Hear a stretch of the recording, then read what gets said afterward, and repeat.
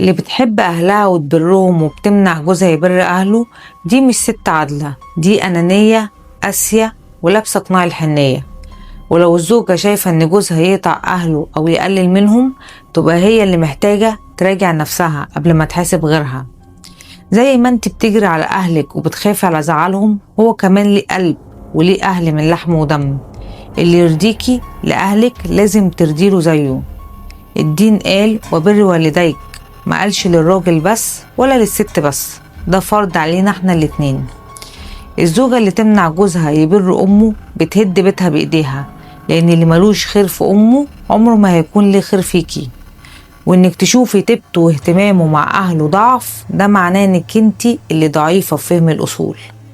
اعرفي إنك مش بس بتكسبي جوزك لما بتبعديه عن أهله، بالعكس انتي بتزرعي جواه كره، جحود وذنب، وكل ده هيجي يوم ويتقلب عليكي.